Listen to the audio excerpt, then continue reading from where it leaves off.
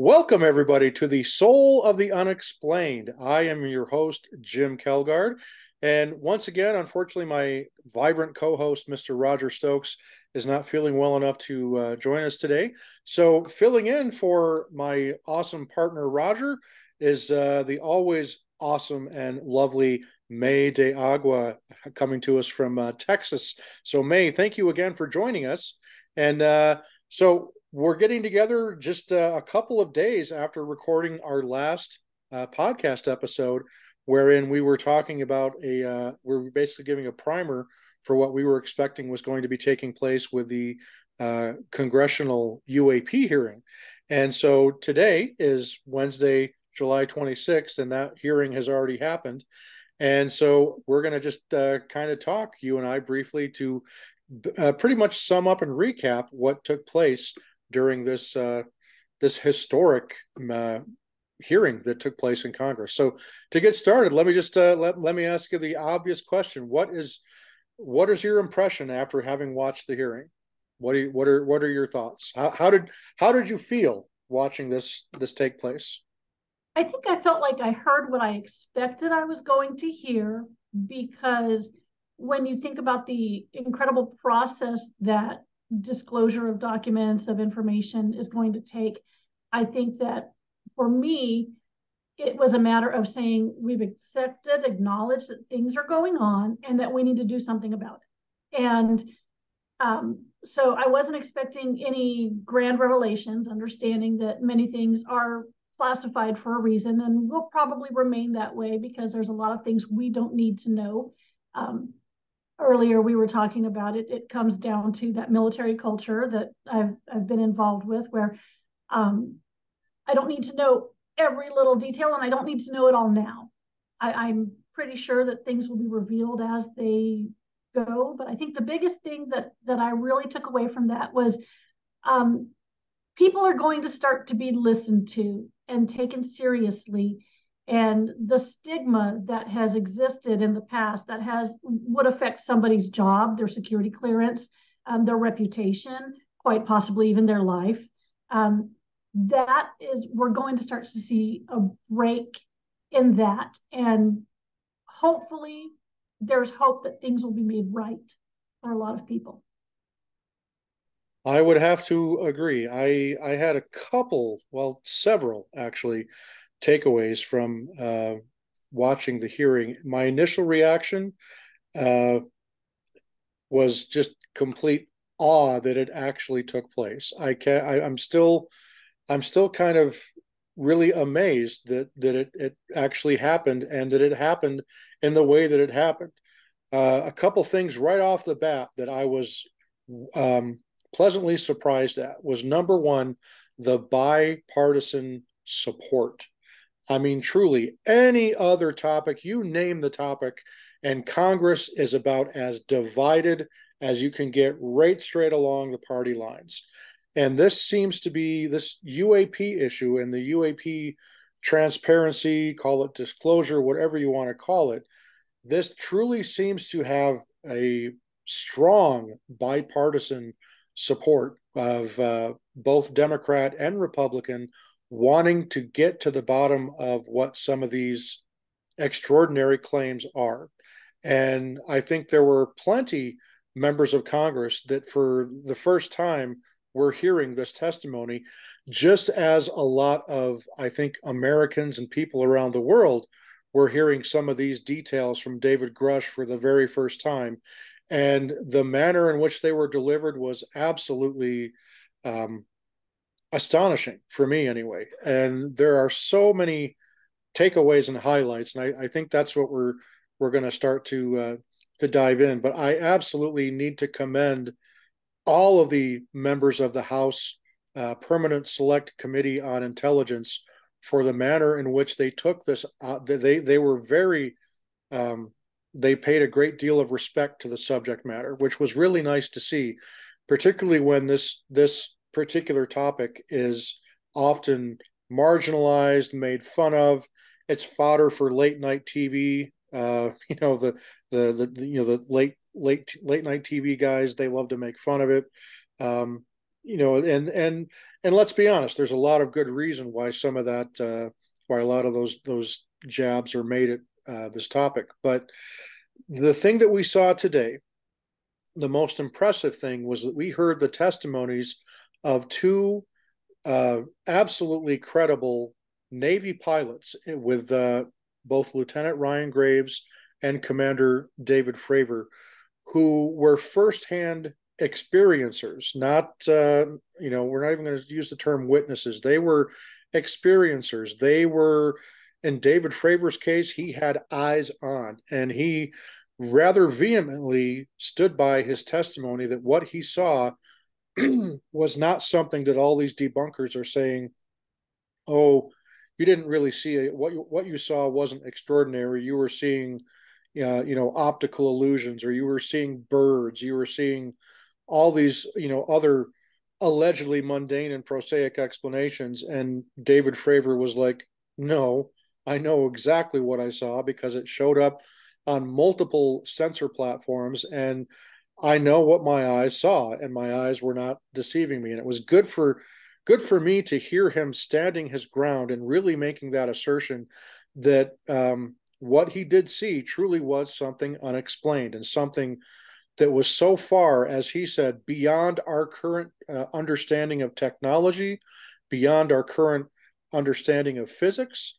And he says this, in the future, he says in the very near future, it's still beyond what anything we're going to be able to achieve here with our own, current understanding of technology and physics. And with Ryan Graves, he was really kind of hammering the fact that there is still this amazing stigma that goes on among both military and commercial airline pilots that are experiencing these UAPs, and instead of filing a report whenever they have an encounter, they're often dissuaded by their superiors to not submit the report. And of course, even though we didn't hear it in this particular setting, there are allegations that, actual evidence, recorded evidence, has been deleted or destroyed because they figure it's going to be too much of a headache to follow through and create a report and have a proper investigation to whatever these claims are. So Ryan Graves really went to bat, I think, for all of the military and commercial airline pilots that have had sightings that cannot be explained and have wanted to file reports, but there has been a pushback in the form of a stigma that just simply still has a bit of a stranglehold on these pilots that have, in some cases, thousands, if not tens of thousands of hours of flight experience, that know when they truly have encountered something quote unquote anomalous or unexplained. And so it was really eye-opening to hear the extent to which Ryan Graves talked about that. In fact, there was one, I believe it was Representative, it might have even been Representative Ocasio-Cortez from New York, who asked the direct question, what percentage would you say of reports that are submitted, or what percentage of pilots actually report encountering UAP phenomena? And his response was, his personal belief was roughly about only 5% actually make and file a report and follow through with their encounter.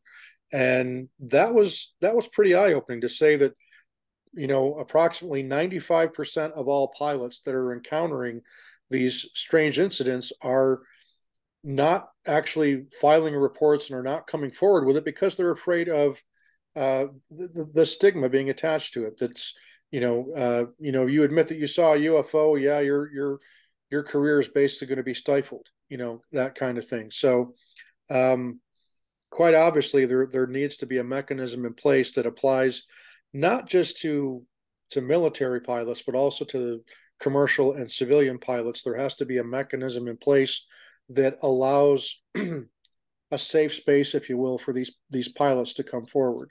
And that was one of the really impressive things that I found with Ryan Graves' testimony. But with David Fravor, man, he just I loved how matter of fact and no bullshit to anything Fravor said. He was very direct, very distinct, very deliberate in his answers, and it was quite refreshing to see the level of honesty and just simple quick answers that he gave. What were your impressions of the testimonies of Graves and Fravor? Oh, well, with Fravor, he was very matter of fact and very confident in his level of intelligence, his experience. So, when he's talking, he's speaking to you as if I dare you to question my experience and my, intelligence, my credentials and everything. And then he also did point out that it was four sets of eyes that were on this. It's not just me talking about this. I've got three other people who can corroborate what I saw and what I experienced. So I think that was very important. He was, there was no doubting his belief and his confidence in that.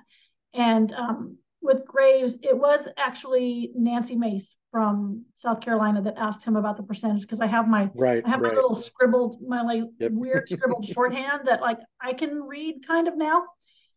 But yeah, she had been the one that asked him about that, and I think that that was the other thing, that yes, he is, speaking up for people and standing up and saying we need a way to report this, because you might have some data, some radar information, some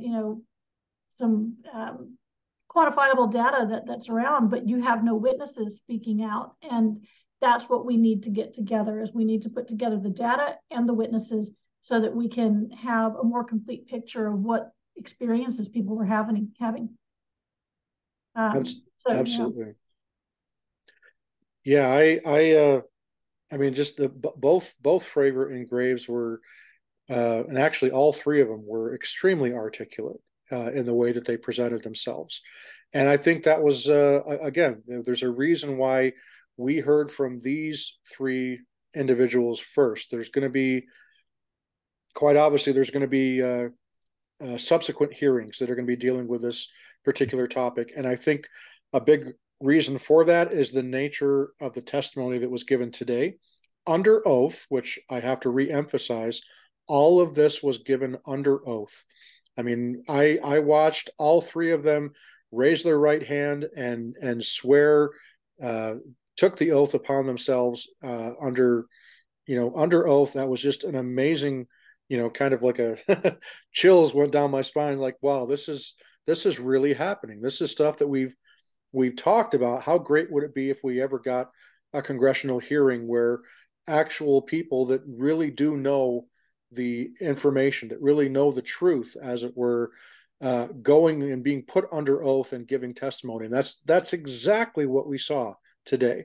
And I only wish that my father were here to watch it unfold, because that was one of the things that he and I used to talk about, was how wonderful it would be if we ever were ever able to get somebody like a Lou Elizondo or a Dr. Travis Taylor or somebody, um, and unfortunately my dad passed away before Grush came forward, but that was the caliber of witness that we got today with both with Grush and with Fravor and Graves. So just the sheer credibility of these three witnesses really kind of set the tone for what was going to be revealed today. So what I want to do now, May, is just real kind of quickly. I've got a list that I made. I'm going to see if I can find it here. But while I'm looking for this, tell me some of the other the points that you were particularly impressed by. Well, what I love was towards the end, Tim Burchett had asked, why have you come forward? Why have you chosen? And I love their answers, because it pretty much reflects what we've just said about these people and what they believe. Graves was to help others, and Grush was a sense of duty. And I love Fravor's answer was because he'd been pestered by a friend to Right. finally come and do this, because certainly having had that experience and knowing, the stigma attached to it, having gone through the teasing that he had when he returned to his ship, he done the New York Times, article and all of this, but maybe at one point he felt, I've said what I have to say. It's there, just read the article. But to say yeah, someone had to convince him to come and do that. I thought that was funny. But I think some of the other, I think the other thing that really struck me, really, like I said before, is the people who've been affected by either blowing the whistle or trying to say something about experiences they've had, people who have suffered injury at perhaps when working, trying to reverse technology, or for possibly being silenced. I think that's the big thing that struck me, really, was the human aspect of this and how people are going to be treated from here on out. Yeah, And most that there's, most definitely. yeah, and then especially um, Raskin had said very, very much at the beginning that uh, rejecting any further reprisals against witnesses. This was a very bipartisan rejection of further reprisals, because there is the concern for whistleblowers who, I saw somebody had commented on your Facebook post about, what if these people don't make it to be able to testify? Well, it's out of the bag now. Anything that happens to someone who's getting ready to testify or witness, if something happens to them, well, that's going to raise a red flag. And Huge red flag. absolutely. And basically they're saying we're not going to let that slide. So I appreciated hearing that. Yeah, me as well. So here's kind of like the highlights that I had in in looking back at what transpired at the hearing today. The big one was stuff that people like you and I already knew ahead of time. But the big revelations were stuff that most people were probably completely oblivious to. So those are, for me, first and foremost, that the U.S. government and several yet to be named private defense contractors have multiple advanced craft and bodies of non-human origin in their possession. That was kind of like the big oh shit moment for a lot of people. Also, the recovery and reverse engineering of the recovered craft dates back as far as the 1930s. And now that is 10 years, a good 10 years or more earlier than the famous Roswell incident, which happened in 1947. The, the incident that Mr. Grush was referring to going back to the 1930s is an incident referred to as the Magenta, Italy incident, where basically that's an incident where a UAP or UFO crashed in Italy, and Benito Mussolini's regime was running Italy at that time. So they acquired the craft. And then at the onset of World War II, that craft ended up in the possession of the Nazis. And then right before the end of the war, somehow, or shortly after the war, perhaps, that particular craft ended up in the possession of the United States. So if you think of it in that terms, assuming, and again, this is still, we don't know all the specifics on that because there's still a significant number of people out there in the UFO Twitter community and elsewhere that say that Italy case was debunked a long time ago. I can't speak to that because I don't know what their evidence is to claim that it was debunked. But the fact that it's being talked about in Congress by somebody who has clearly seen the files and would have had access to that program, if he's coming out and saying that's a legitimate case that needs to be looked at, I'm going to put a little more faith and confidence in what Grush is saying than what these people are saying, claiming that it's been debunked. And again, I have no information one way or the other. I just know what I've read about it. But again, assuming that particular aspect of it is true, that a craft crashed in Italy and the United States government came in possession of it um, after World War II. Does that not then make sense with the response that happened when the Roswell incident occurred? And what I mean specifically about that is let's look at how Roswell unfolded. The the crash at Roswell happened sometime between July 4th and I think July 7th. They're still not sure what the exact date was, but the date that it was reported, I believe, was July 7th or July 8th, 1947. And as we all know, the initial report that came out, the Army Air Force there at Roswell Airfield said that they had recovered a flying disc. Now, the implication was that the flying disc was from, was of off-world origin, that it was a flying saucer. Well, that story went out on the wires, and then within 24 hours, that story was not only retracted, but they flew the Army officer whose name was Jesse Marcel. They flew him to Texas, and basically, according to Jesse Marcel, they did a press briefing that was a complete setup, along with General Roger Ramey, who ordered this kind of this dog and pony show, if you will, to be orchestrated, and basically made Jesse Marcel pose with the remnants of what was clearly a weather balloon. And so that was the story that they ran with, that the debris that they recovered was not of any kind of exotic origin, but that it was just a, ha ha ha, mundane weather balloon.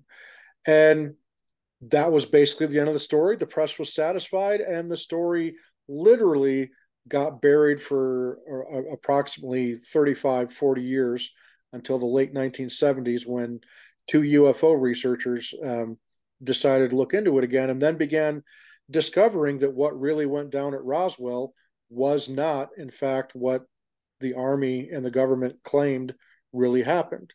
So, again, assuming that what happened in this Italy case was true, you would assume that they would have then by that time figured out that that craft was of non-human origin, potentially off-world origin.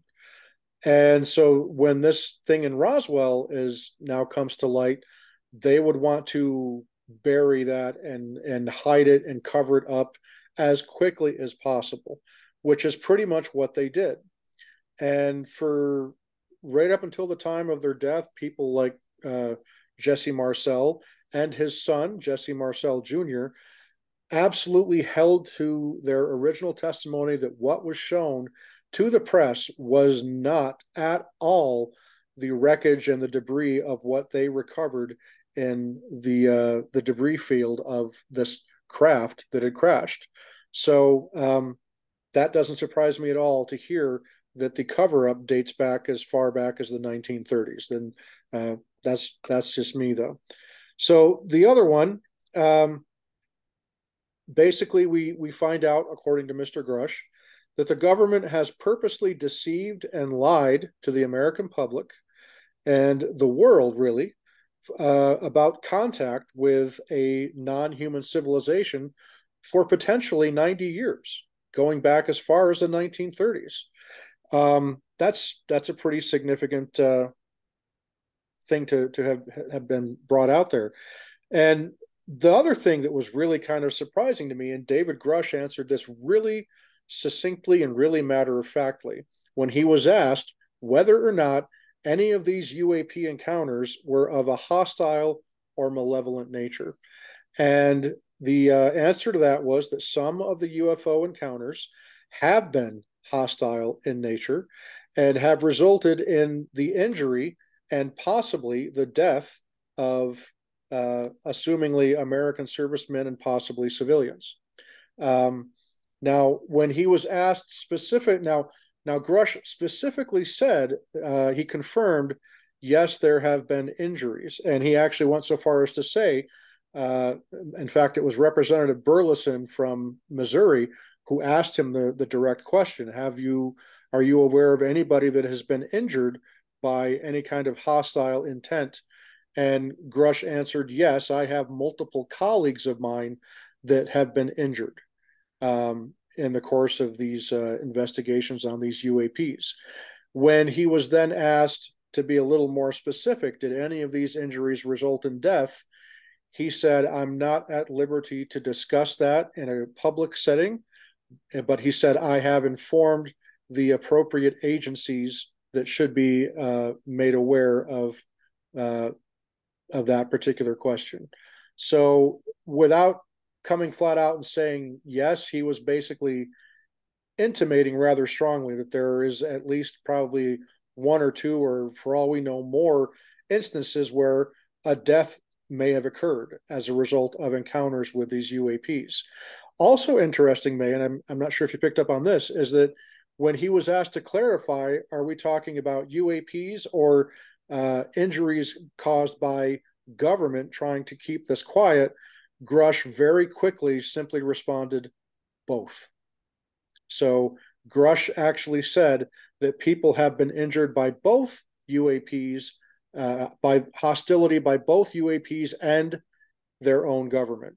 And that was kind of like another big, oh shit moment for me. Yeah. I think my Um, notes right here is the thing that struck me when that conversation was, what I've personally witnessed is very disturbing. And he said it in a very grave manner. yes, it was very, you could tell. I mean, he was very emotional in his voice. I mean, it looked for a moment like he was trying to keep, maintain his composure when he said that what he had experienced. In fact, didn't he use the term brutal? That it was brutal what he encountered at one point. I He may have, my notes, scribble, and trying to figure. I know that at that point he had been talking about that and said that what craft he had witnessed, actual craft he'd seen, the pieces or whatever that he could discuss in the skiff, but bodies he had personally not witnessed. But yeah, I mean, he was it was very poignant about the severity of what he's witnessed. Yeah, no question. Another highlight point that I came across was Grush stated that the Pentagon and other government agencies are currently and have been engaging in illegal acts of whistleblower intimidation and retaliation. Grush testified that he and his wife received threats of harm. He didn't really say specifically from who, but the intimation was there that they were coming from. In fact, I think he used the term administrative terrorism or something like that. Something close to that. I remember him saying administrative. Yes. Yeah. And so that it was coming from, when he was pressed further on the issue, he said that this cover up and this retaliation is coming from people both within the government and outside the government. So does that mean that some of these defense contractors are also trying to flex their muscle on some of these whistleblowers and trying to intimidate? I think that's probably the road that he was trying to lead us down and Yeah. and make us read between the lines. That's, at least that was the impression that I got. Another one that I found really astounding was he mentioned that a treaty that had been signed by the United States and multiple other countries, including Russia, an Article 3 something or other, Yeah. signed in 1971, where they said that they agreed that they would basically, if there was ever any hostility shown by a UAP, that they would, I'm guessing, respond in unison to whatever threat it might be. In other words, if there was ever some kind of hostile, like an alien invasion attempt or something like that. Yeah. And that apparently was a treaty that was signed in 1971. But basically, they promised also not to disclose the details of any non-human contact that may have taken place at that time. Also, Commander Fravor stated that he pretty much believes that he was asked multiple times, and he stated that the Tic Tac did not display technology that is of this world. He Yeah. uh, he stated in several interviews outside of this hearing that he has said that what he witnessed with that Tic Tac was not something from Earth, and he pretty well made that case rather emphatically that he still feels that way. Um, and then the other one that was really big thing for me was Representative Ogles or Ogles. I don't know how we pronounce his name. He's from Tennessee, and he asked very clear, very succinct questions of all three of them. A series of questions regarding, do UAPs constitute a existential threat to the national security of the United States of America? And all three of them answered in the affirmative that they feel that they do. Representative Ogles also asked, do they constitute a threat to the air safety of civilian traffic, just general air traffic in general? To which all three of them responded in the affirmative.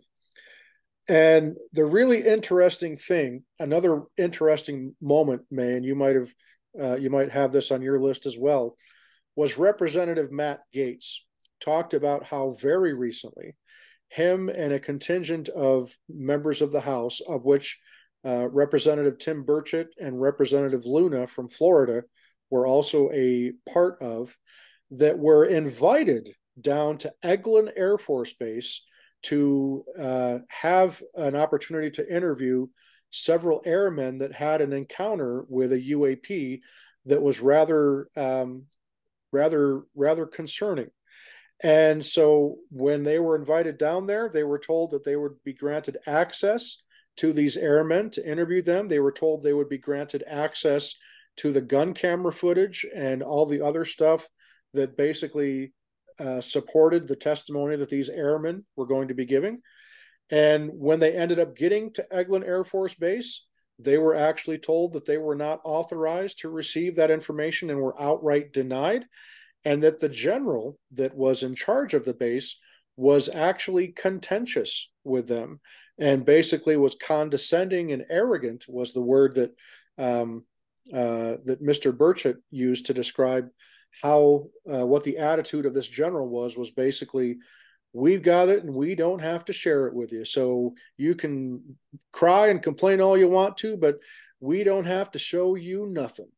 And apparently what happened is they basically came home empty handed, except for Representative Gaetz pursued the issue apparently on his own and was actually able to get an opportunity to see a photo. I don't know if it was a photo or a video of this UAP that this airman or this air crew had seen. And Representative Gaetz came flat out and said this was definitely not something that originated on planet Earth. He said it was not of, he said it was not our technology. It was not adversarial technology. He said he didn't even know where to begin to describe what he saw, only to say that in his mind, it clearly was not ours. So when Representative Gaetz, as soon as he gave that testimony, was followed by Representative Ogles or Ogles, forgive me for the mispronunciation.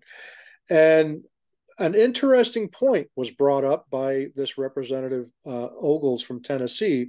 He talked about instituting something called the Holman Rule, which apparently is a mechanism and a opportunity that the Senate or that the House has at their disposal if somebody tries to stonewall them, tries to deny them access to which they are entitled legally to have access to.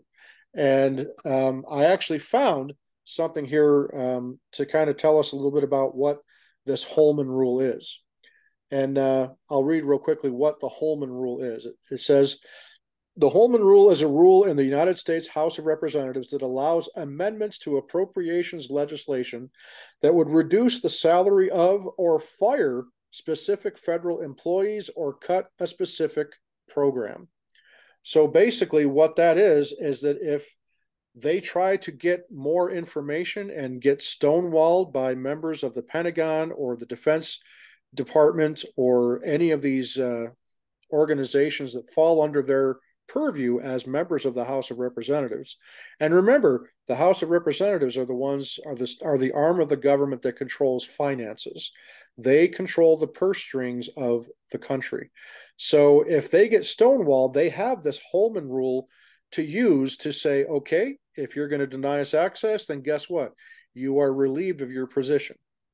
And they have the ability to exercise that authority. So that to me, and I don't know about you, May, but it showed to me that that's how serious these members of the House are now considering this, that they are now considering, hey, if we're going to encounter pushback like what Representative Gates and Representatives Burchett and Luna experienced, we have to put this Holman rule into play to break down those barriers and actually start, if need be, firing, taking away budgets, and potentially even prosecuting people that are refusing to be forthcoming with the information. And I thought that was huge. What about you? I did too. Actually, I saw, just the look on his face when he said that. It was what's the new acronym? I can't think of the acronym because I say the actual words. The FA and FO, and that's pretty much what I saw. That attitude is, truth is going to come out, especially after, with Gates talking about, it was, you're right. He didn't say whether it was a photograph or a video, but it was that pilot's own actual manual image that they had to take, because at that time, whatever they experienced, and they did describe, four craft in a diamond formation with an orb beneath it, it shut down their radar and their FLIR. And so there's no data on there except for that pilot's phone, probably picture, photograph. Or however he manually took a photo. But yeah, I was very impressed with Ogles and his commitment. And I had this funny, you say that his questioning, my notes do say, asked very cut and dried yes, no questions. he wanted to get as much information as he could, and he did it very organized, and I love that, the guys answering in a row, because he had very specific things, and he got a lot of information out of that one, out of his time. No question. He was so direct when he asked his questions, and one of the other questions that Mr. Ogles asked was, do you feel that these UAPs are perhaps assessing the capabilities of our military, of our craft, of our defenses, of our offensive capabilities? To which all three of the witnesses answered in the affirmative. They said yes. He then asked, do you feel that they have been assessing our nuclear capabilities? To which all three of them answered in the affirmative. And that was when the last question, yes, no question he asked was, do you feel that these UAPs constitute an existential threat to the national security of the United States of America? To which, again, all three of them answered in the affirmative. And that was one of those moments where I was like, holy crap, the hair standing up on my arm. It's like, wow. That's how serious this is really getting. And I know that there's already, I haven't looked in great detail at any of them, but I know just from what friends of mine and colleagues of mine have been reporting since the hearing ended, that there are still a lot of people saying that this wasn't good enough, that, you can't trust Grush because he was so deflective of the questions. And to all of you that are out there that are watching this, all two or three of you maybe, bear in mind that there's a reason why David Grush could not go into detail. And that's because he is still under a non-disclosure agreement.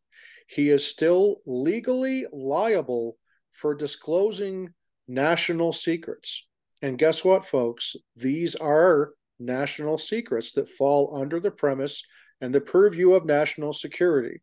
So because of that, he knew, and for those of you that watched the interview, it was interesting to note that the people sitting directly behind David Grush were George Knapp, and then the gentleman directly seated behind him was his lawyer, who also was the IC Inspector General, who is now representing David Grush personally.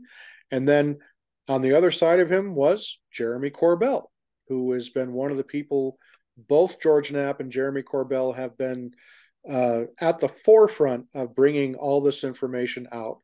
And so whenever you saw David Grush kind of leaning back, or this gentleman that was sitting behind him leaning forward and whispering to him, that was his lawyer reminding him, you can't answer that question. You can't answer that in detail, because what the Pentagon and what these people that have been trying to retaliate against Grush have been hoping for is that he'll slip up during this testimony, because if he says even one thing that he wasn't authorized to say in public, they can arrest him on the spot, and there is nothing that can be done. No act of Congress can prevent him from being arrested if he violates those NDAs. So every time he said, and this is why I feel that Grush is so credible, he was honest every time he answered every one of those questions. When he was not able to provide the specifics, he said one of two things. He said, I cannot discuss that in an open public format, but I will be happy to do so in a closed session in a secure location, meaning a SCIF, okay? Or he would simply say, I have already revealed that information during the 11-hour testimony that I gave to the Senate Intelligence Committee. So again, it comes to that point that at least there are members of the Senate that actually know those details, because they heard his full testimony behind closed doors in a SCIF facility, whereas, much to my surprise, the House of Representatives were completely oblivious to this testimony that Grush gave to the Senate. And I have to be honest, that kind of concerns me, because you would think that they're still part of Congress. Granted, they're two different houses of Congress, but something this significant, the fact that there was not members of the House of Representatives present during that testimony, which is what I'm assuming happened. It's kind of like, why should he have to do the same thing all over again for this other body of legislature, I guess is where I'm going. It seems a little unnecessary. It looks like that if he's going to do it for one, they should have had, members of the House Select Committee as well. I mean, what are your thoughts on that? I think that it just comes down to, having to repeat yourself. The same thing. And of course, there were a couple of times when he would be asked a question and he would actually say, refer to the interview with News Nation. And I think that biggest reason is because that's documented, that's on paper. And then afterwards, somebody did, I can't remember, I don't have a note, but somebody did say, hold up the transcript to that interview and said, we're entering this as part of the record, part of the official record. Yes. So that was nice. Because good catch. Yes. It's like having to repeat yourself a few times. But I think that's just a matter of the bureaucracy, really, is, you've got their scheduled meetings and you've got their scheduled meetings, and the two don't mix. And so I think we're going to see some kind of committee now that's going to have to be formed out of this, that is probably going to be a combined committee, just for the sake of having to repeat yourself. And then, of course, you could also be watching and waiting for somebody's testimony to be to have any changes. If his testimony from the Senate matches exactly up to his testimony with the House, that further solidifies his credibility. I think that's just, but yeah, it's part of it is just, that's just the way things are done, and they're done one at a time, and they're done line by line, precept on precept, and eventually it will get to the point where we know more, and it's just a matter of being patient. Yeah, and it's so hard to be patient, isn't it? I mean, we've gotten such a tantalizing taste of what is really out there. And if you recall, one of the things that we talked about in our primer before the hearing took place was, what if Grush actually follows through and says the same things that he said in his News Nation interview? Because I was actually afraid there may have been a possibility he may have been put on the stand, put under oath, and then invokes his Fifth Amendment privilege. And that would have been the absolute worst possible thing that would have happened, short of somebody maybe taking a shot at him. But much to my surprise and absolute delight, he stuck 100% to what he said in his News Nation interview that happened back in June. And like you just said, Representative Luna submitted to the committee for review the transcript of his entire hour-long interview, which should be noted, YouTube actually suspended and removed the full hour-long interview from the News Nation account without any explanation. Now it's back up there. Various other people have put it back up.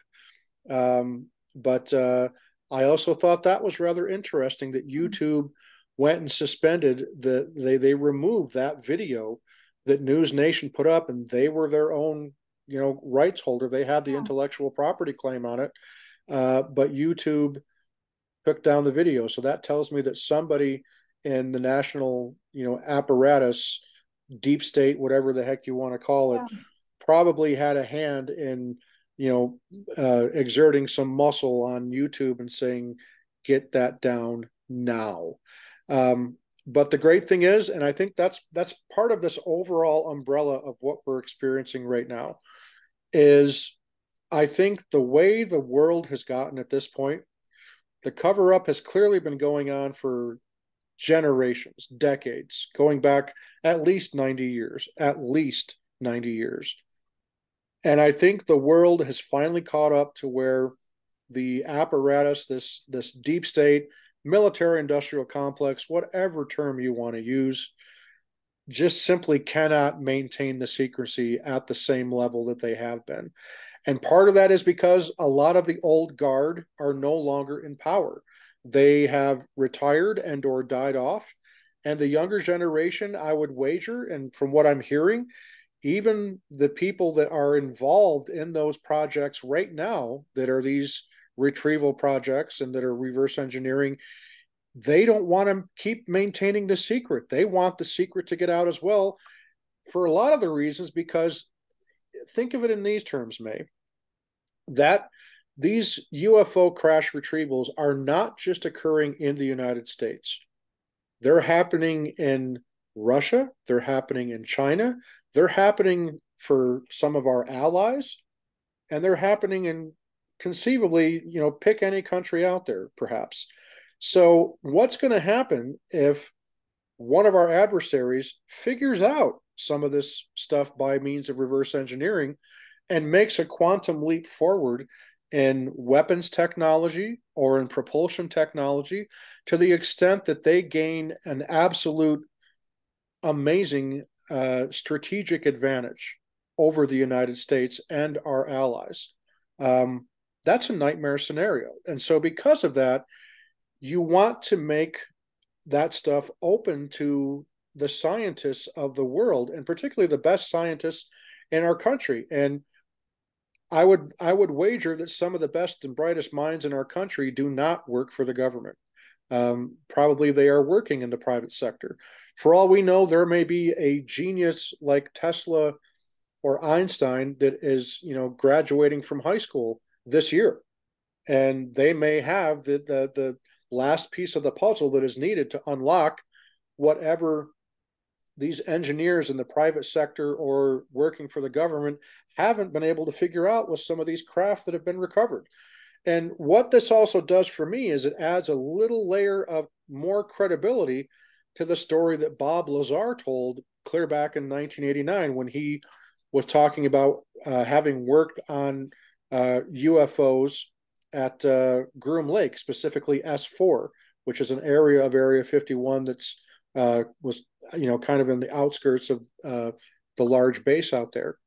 And he himself said that it was so compartmentalized that while he was working on the propulsion system, allegedly, he was still, working in the same building with people that were working on other aspects of trying to reverse engineer the UFO. He was trying to figure out how it flew, but yet the guys in the room next to him were probably assumingly trying to figure out how its guidance system worked, or how, what exactly the composition of the craft itself was made of.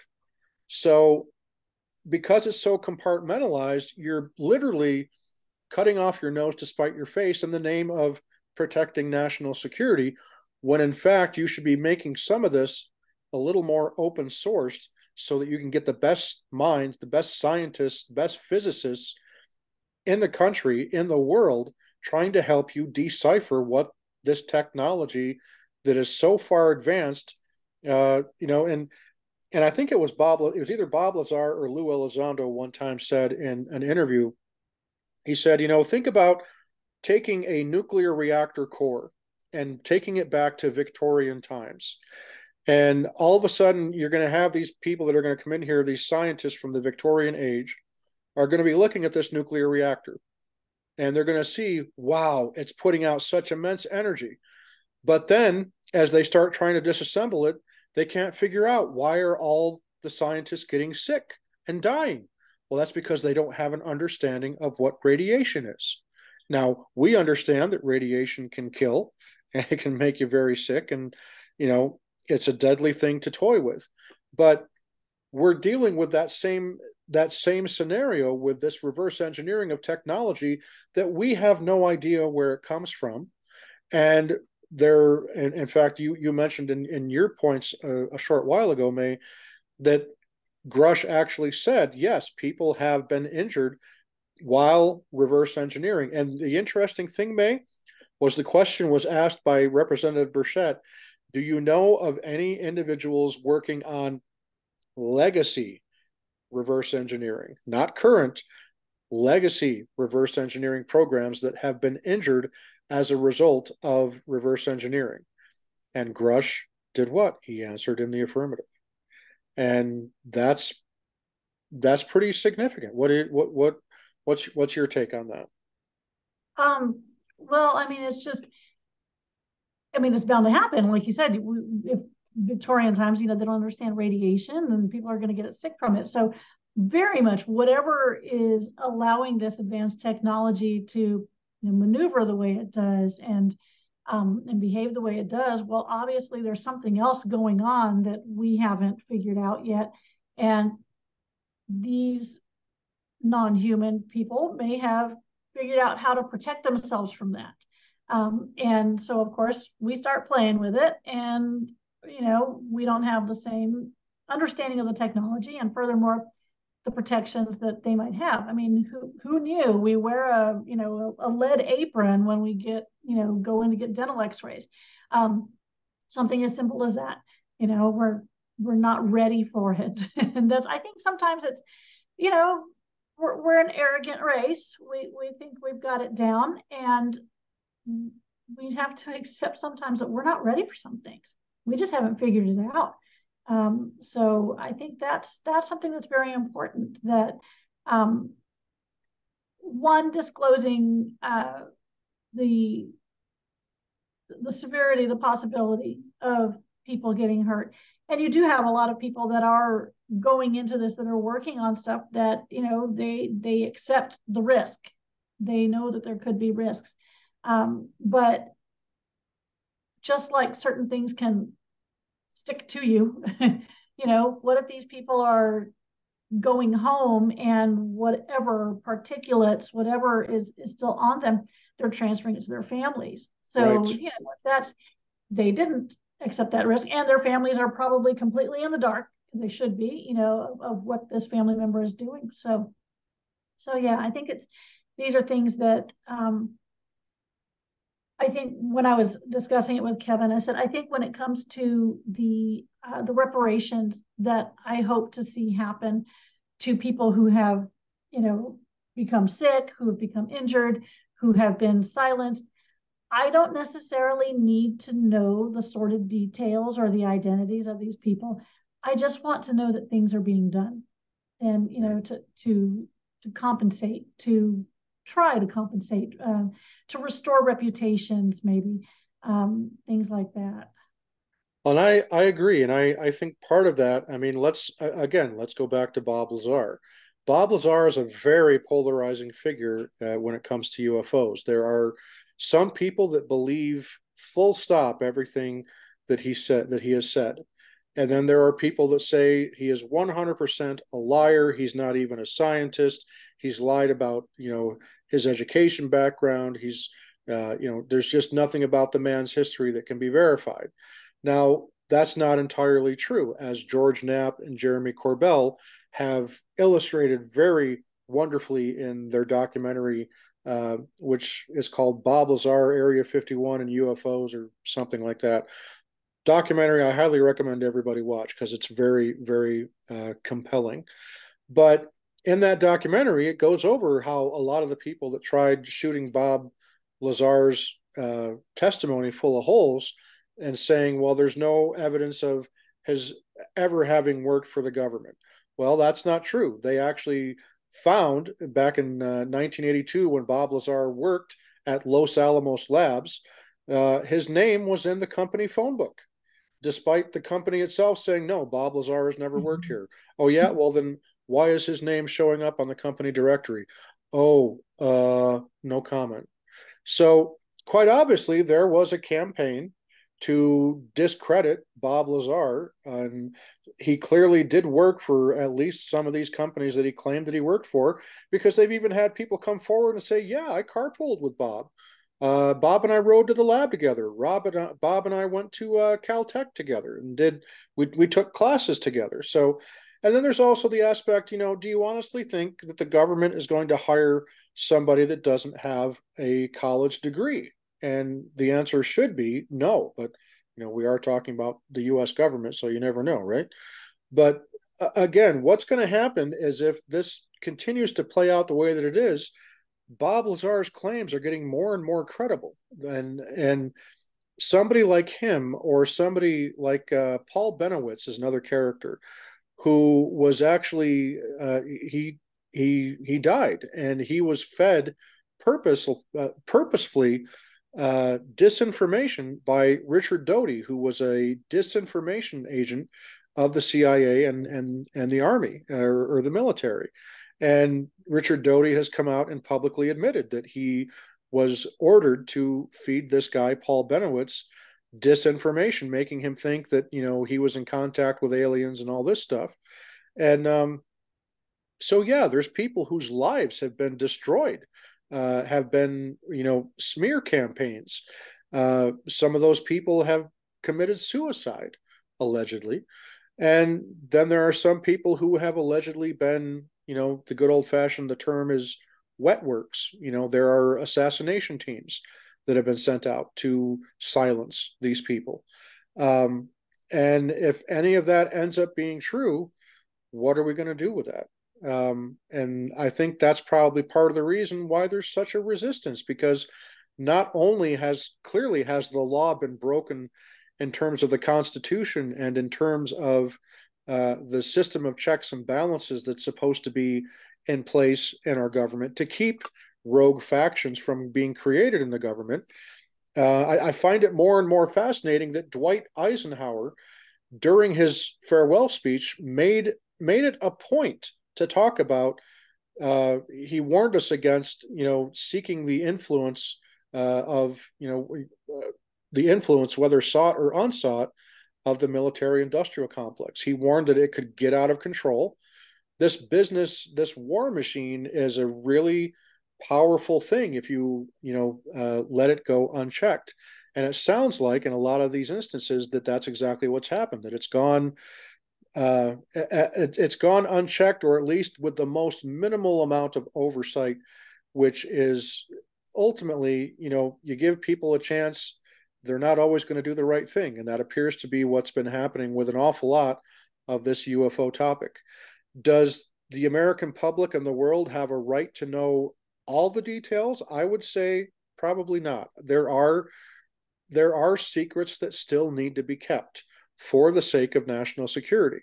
And some of that would be because there are data gathering and spy collection data and methods that need to be preserved, stuff that we don't even want our own allies to know. And if you think that there's no valid reason for that, then I'm sorry, you don't live in reality. So there are valid reasons for wanting to keep some of these things under wraps. But there are also plenty of reasons, perhaps if not more reasons, to disclose at least certain aspects of this great mystery. And I think today I can finally answer that question, at least, for now. And obviously, time will really tell if this is really true. But I do think that what we saw today was that first domino falling and uncovering at least certain aspects of what is behind the secret. Is there really something to this allegation that there has been a non-human intelligence that has been in contact with planet Earth? And by all accounts, the answer to that seems to be a resounding yes. Do we have craft and bodies in possession that do not come from this Earth? Apparently, the answer is yes. And now, the thing is, everybody are so quick to jump to the extraterrestrial hypothesis, the ET hypothesis, that these craft and that these beings are coming from someplace out in the universe, Orion's belt or Zeta Reticuli or Vega, whatever, wherever you want to say. But just because they say that they're not from Earth doesn't necessarily mean that they are extraterrestrial in nature. That can still apply to the interdimensional aspect. There could be the existence of other universes, parallel realities. Now, that's all theoretical conjecture right now, but it certainly seems to be something that could be in play. And as we touched upon in the last podcast, maybe that's part of the reason why the cover up has been so strong, is that maybe the real reason behind all this really is something that we are not prepared to confront. From an ontological and eschatological perspective, the kind of thing now we can jump back and say, well, hold on a minute, Jim. What if, if the government admits that they really have received alien contact, and again, alien doesn't necessarily mean extraterrestrial, it can still mean interdimensional or even crypto-terrestrial. They've received, let's say they come clean and say, yes, we've been contacted, they've been here, they are here, and yes, we have bodies as well. That's pretty significant enough. But what if that's not what the big secret is? What if, and to take a negative connotation, just because you kind of have to lay it all out here, what if what they're covering up is the fact that some of these, as Grush alleges, some of these contacts have been hostile or malevolent in nature, where the UAPs have initiated a hostility, not us? What if it is like an Independence Day scenario where there is a race of beings out there that are coming with the intention of, raiding our planet for resources? Maybe they live, maybe they come from a planet or from a world where they don't have water, or they don't have any of the other natural resources that we have in abundance on planet Earth. So what if the real secret is covering up their knowledge that, in a couple of years, however many soon, there may be a massive invasion coming to planet Earth? Are we prepared for that? And would we be able to repel it? And quite obviously, the answer, assumingly, would be no. We can't stop it. So how would the public respond to something like that? Yes, the aliens are out there. Yes, they're hostile, and yes, there could be an invasion coming, and could result in the deaths of millions, if not the eradication of all human life on the planet. So that's one potential doomsday scenario. Another doomsday scenario is, what if there are multiple species out there, and some of them are benevolent and some of them are malevolent. And then you get into a circumstance where, drawing from science fiction, where you've got, let's say a galactic or, federation like in Star Trek, but then you have these rogue elements like the Klingons and the Romulans that are very warlike and aggressive, whereas the rest of them are benevolent and peace loving. And what if we end up getting caught in the middle of that? There's another scenario. Or, as we touched upon in the last podcast, what if we find out that what they're hiding is that these creatures, these beings, are in fact who created us, and that we are not children of our Heavenly Father or children of God, and that these are our creators. Something like that would shake up a lot of people. Now, obviously, my faith tells me that that's not what the case is, but I'm just throwing out, what could be some of the reasons why they've been keeping this secret for so long. Because apparently there is collusion from other countries in keeping this a secret, including possibly from our own adversaries who would love nothing better than to see the United States buried. So whatever it is, there's got to be something that they know collectively that is apparently serious enough to agree to have kept it under wraps for this long. And so you have to ask yourself, what could that scenario be? And I'm not at all, folks, I'm not a conspiracy theorist. I'm not saying that any of what I just mentioned is plausible or even likely. I'm just saying, throwing out all the options on the table, what could be so bad beyond letting the word out that yes, aliens are real, yes, they're here, and yes, we have their craft, we're trying to reverse engineer it, yes, we have recovered their bodies. But what if that's not it? What if that's not the real reason for why they're keeping it secret? And that's what we may, if we find out at all, it may be too late. And that's one of the dangers of perpetuating this level of secrecy and keeping oversight held at bay. And that's why this hearing was so important and why it was so historic, because there's never been a hearing held like this before for the public, where you have actual witnesses that were experiencers of UAP phenomenon in the form of Commander Fravor, who was there, one of the witnesses, one of the experiencers of the Tic Tac, and Ryan Graves, who experienced, the cube inside the sphere, and it was his flight group that also filmed the gimbal encounter. So these are experiencers that were credible, that are firsthand experiencers. And then you had David Grush, who was the real big heavy hitter that came out with all the real big bombshells, and he did not hold back at all with what he testified to, and so much as he was able to give the details. So this hearing truly was historic. It truly was, for me, I think the very first domino of, call it disclosure, call it whatever you want. I think this was the true beginning of, I think you said it the last time, it's the beginning of the beginning, not the beginning of the end. If it's the beginning of the end, it's the beginning of the end of the secrecy, perhaps, or at least components of it. So what are your thoughts on all that bullshit that I just said? Well, I mean, I think one thing, I shouldn't have drank mineral water. Should have stuck with the flat stuff. You should be drinking tequila. That'd probably be easier. I think that when we talk about the threats to national security, when Bush was asked, is this a threat to national security or the American security? And he's like, oh, certainly. And I'm thinking, forget the Americans, the entire world. I don't think they're going to focus just on us if they're going to be hostile.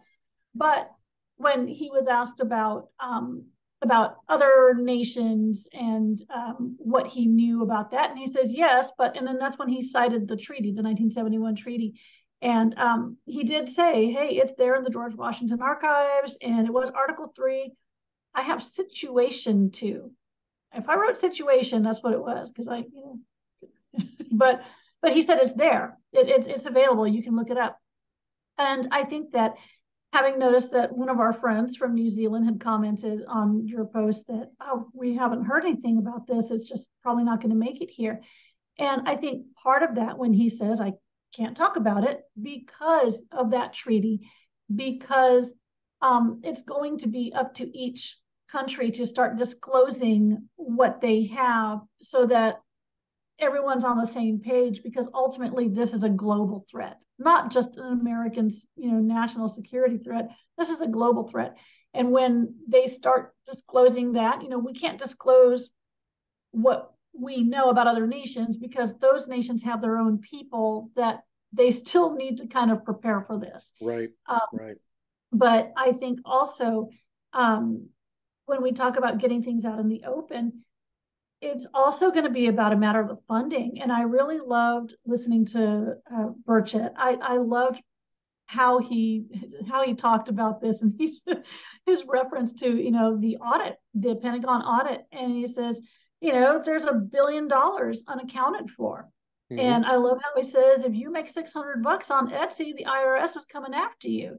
And I think that there, where you're seeing definitely the abuse in the private corporations and the defense contractors, when we start getting this out in the open, you're certainly going to start seeing, okay, now we have a budget for this.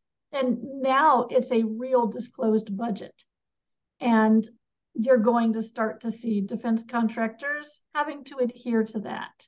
And because it is, they've been charging the US taxpayers for this. And, you know, we kind of like to know what our money is getting used for, whether we agree to it or not. That's just the nature of, paying taxes.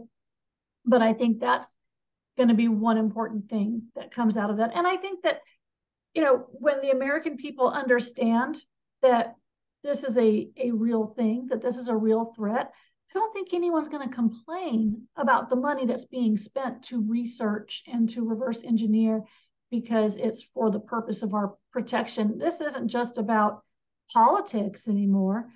This is about the survival of our species.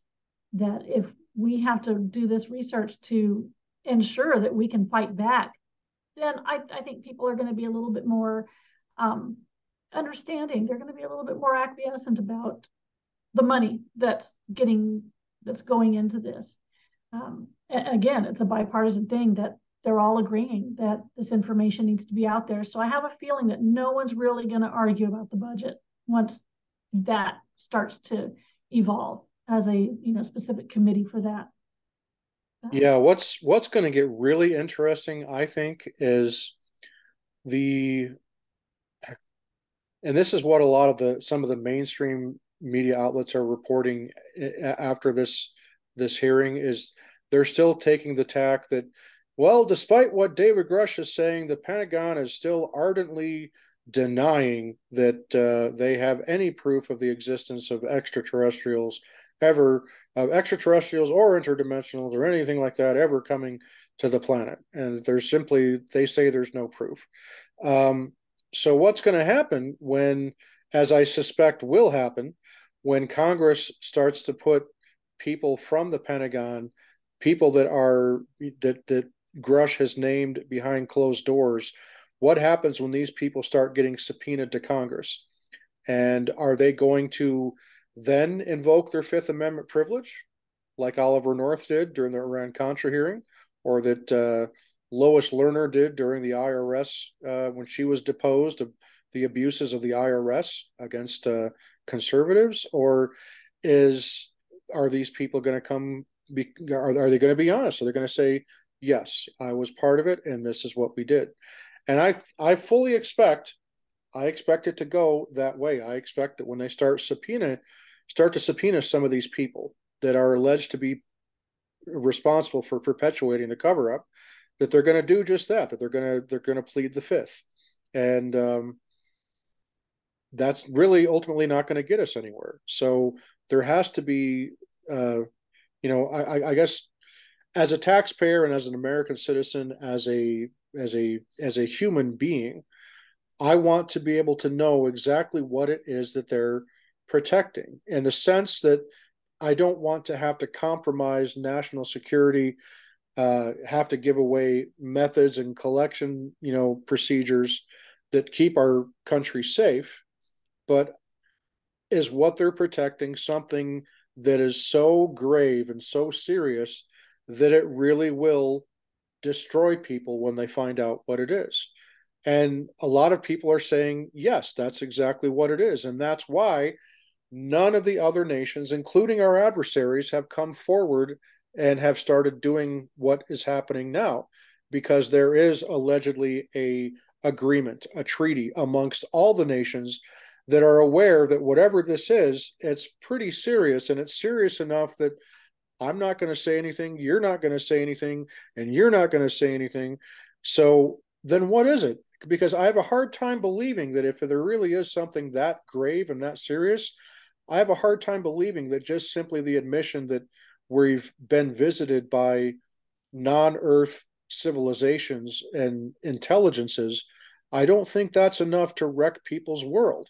I mean, maybe a small percentage of fundamentalist believers in whatever religion you want to, ascribe it to, but I don't think something like that is really quite earth-shattering, so to speak. I think there's got to be something far more ominous to make this cover up have been perpetuated to this level.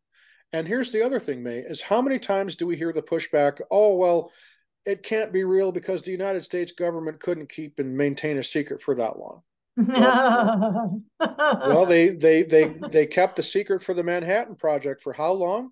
Well, quite frankly, until they dropped the bomb, Yeah. right? Um, so it's not that the government's not capable of it, but also part of it is because it has moved into the private sector, allegedly, and I think that's probably true. It makes sense, uh, and they can probably be a little bit better at their methods of keeping secrets than, say, the government is. Yeah. So I still I'm not going to speculate as to what this big what's really behind the secret to the cover up, but I have a hard time admitting that it's just simply the admission that alien life is here and that we have recovered technology and that we have recovered uh, non-terrestrial origin bodies as well, whether they be extraterrestrial or interdimensional, whatever you want to describe them as. I don't think that that's really sufficient enough to justify the amount of cover up and secrecy. Am I wrong in thinking that, or do you No, agree? no. And I think also when it comes to, you can have information, like you said, private corporations are not held to the same um, consequences that government agencies will, because they have not subject to the same oversight. But when you look at something like a whistleblower, like the News Nation interview, and even though somebody's pulling the strings and saying you're going to take the video down, it's the internet is forever.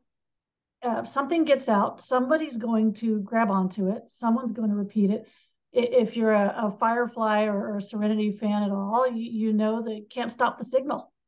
Once it gets out, it's going to spread in our global information, and the ability to share things in real time. Um, yeah, can't stop the signal. People are going to find out, and all it takes is for one person to save that interview video before it comes down, and taking the screenshot before somebody changes and redacts something, and it's going to get out. So I think it's a matter of getting ahead of it is important, because you want to have accurate information. And Right. I think that's what's important is, kind of push away all the speculation, the conspiracy theories, try to push away that and bring out the truth, so that there's not necessarily disputing it, but there's that disclosure. It's just important to have accurate information. Absolutely. I completely agree, and let me clarify this for all of our viewers here. I am not I am not moving forward with this under the impression that what we got today was confirmation. There's a difference between confirmation and allegation, but even though we did not get confirmation that came in the guise of um, photographic evidence, video evidence, whatever the case may be, David Grush didn't provide that. But you still have to consider the credibility that he has and the fact that he's already given testimony, an 11-hour long testimony to members of the Senate. Uh, and he disclosed the information that he could not disclose during today's hearing.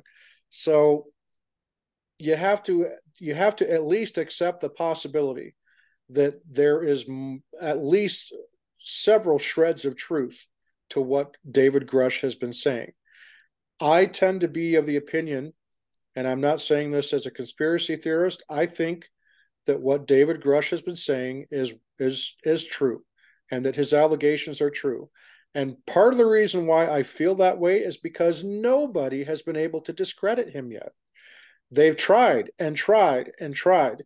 And yes, you get the usual suspects like Stephen Greenstreet and Mick West that are coming out and just, doing the hit pieces that they love to do. And I think that both of them are probably on the payroll of whoever it is that's, trying to keep this hidden. I think they're both shills for whatever mechanism that may be, but that's the only conspiracy theory I'll admit to, is I think Greenstreet and Mick West are on the take there. But that notwithstanding, I think that there is truth to what Grush is saying. And I think that we are going to get more of that truth. And I think we are going to get confirmation on some, if not all, of what Grush has been saying. It's probably not going to happen overnight. It's probably going to take still a couple more months, if not years, but I think it is coming. And I also think, to my point that I made, the question that I asked during the last podcast, why are people like Schumer getting in front of it now when they previously wanted nothing to do with the UFO topic? Well, maybe because of what they saw or what they heard in those hearings made them realize, oh, wow, we really have to do something about this, because what's going to happen if something huge does happen where there is like a massive sighting or a massive experience that they just simply cannot, they can't prevent, and then when that happens, people are going to say, you knew about this and you did nothing, you never told us. And I think that they probably realize that if they get in that kind of a scenario, there's going to be heads literally are going to roll if a scenario like that ever played out. Yeah. And so I think, yeah, exactly. I mean, this could literally, something like that could lead to the downfall of the country, if not the planet. If we find out that what they have been hiding is a lot more, and Grush even said it's a lot more complicated than just simply calling it extraterrestrial. Mm-hmm. So for him to say it's a lot more complicated than simply defining it as extraterrestrial, that was a pretty significant statement. And there's got to be something profound behind why he says that. So Mae, let's wrap up with this bit, where we know that there's going to be a hearing coming up in the Senate, and I believe it's happening in September. What are some things that you think we might be able to be seeing in that hearing that will differentiate it from what we saw today? What are things that you think might be coming, and what are things that maybe you hope we'll get out of this next hearing in the Senate? Well, I think that, like I said, kind of acknowledging the research that's going on, the contractors that are conducting this. I think that having that become a little bit more clear, so that a budget can be actually planned for that. Looking at hopefully, a committee on, of course, when they've talked about the committee to, or the program to be able to submit, testimony, to submit experiences. I think that is something, I think they'll get that together pretty quickly. There was one thing that I guess Grush had said something about lazy declassification of videos, and Right. basically it's not that we're trying to keep them from you. It's that there's sensitive data that needs to be redacted on there so that you can't see specific things that are going on. Um, so I think that's a matter of getting that set up, and things take time to be created. I think when I was reading about in the proposed amendment about the creation of the um, not the archives, but the committee, and how many people would have to be on this 9-person committee, and that those people would have to be all nominated and approved and everything. So that could take some time. And so the review board nominations, yeah. And so just looking at that, I would hope to see that something like that is starting to move forward a little bit, because all of this is going to tie in to that amendment becoming, passing. And so I would hope that we will see just at least setting things up, because that's realistically what I think they can get done, because of course they take their break in August and they're going to come back in September, and that's really pretty much all you can expect for someone of that caliber, that size of a program that needs to be created. Honestly, I think that's just a matter of setting up. Let's decide which programs we need, who we need to have set them up. You know, again, it comes back to me again of the human aspect of repairing people's lives, but that's going to be years coming, honestly. Right. Yeah, just at least knowing that they have an idea of what they're going to set up. It's like making your list on your list of things to do. So Yeah, I would like to see moving forward, I would like to see them begin starting to create a streamlined process for breaking down that stigma even more by instituting legislation that would allow, like, say, commercial pilots to have a means to uh, report, anomalous phenomena when they encounter it. There's already, you're still getting pushback, even though the government has set up that kind of a process for military pilots. They are still encountering pushback and, you know, um, persecution of sorts for people that come forward and make reports. And so I would like to see more teeth be put into these laws that make it easier for the reporting of the phenomena, not just within the military, but in the civilian realm, in the commercial airline pilot realm as well. And I'd be lying if I said that I trusted NASA completely to be forthcoming and transparent when it comes to being in charge of the civilian aspect of reports. Um, I think that we're going to find that NASA's probably been complicit in some of this cover up, especially if the testimony of some of the former astronauts that have passed away, such as Gordon Cooper and Edgar Mitchell, have made claims of NASA and others covering up pretty astounding information pertaining to extraterrestrial intelligence and whatnot.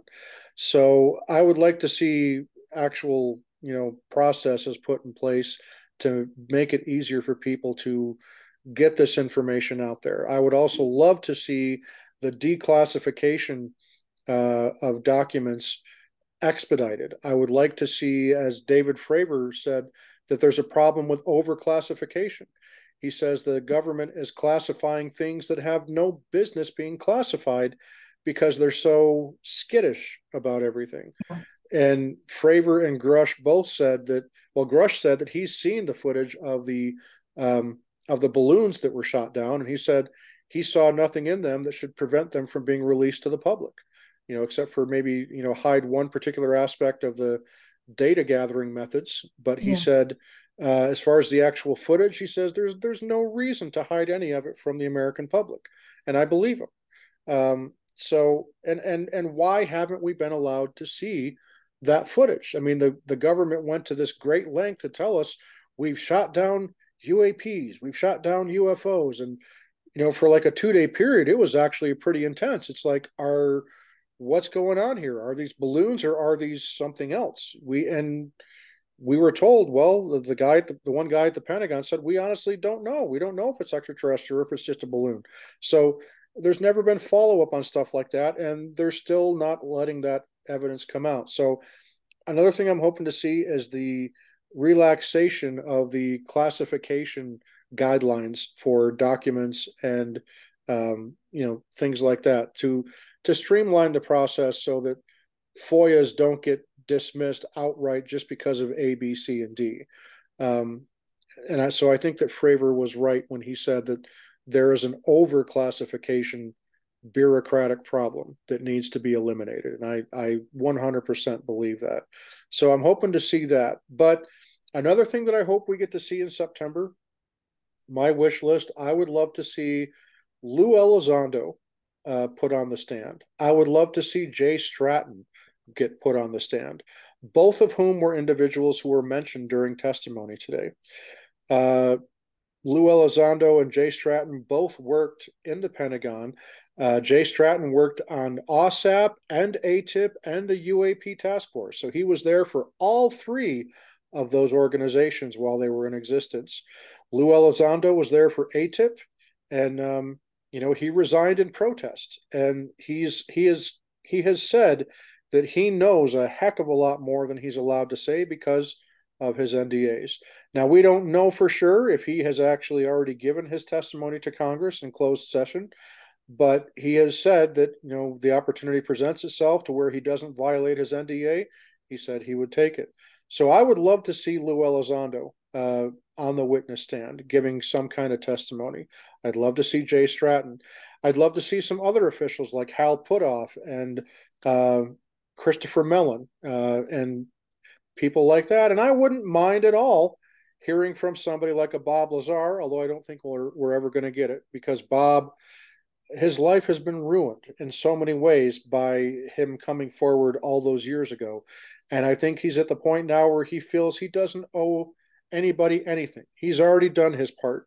And there are still people that are determined to destroy him.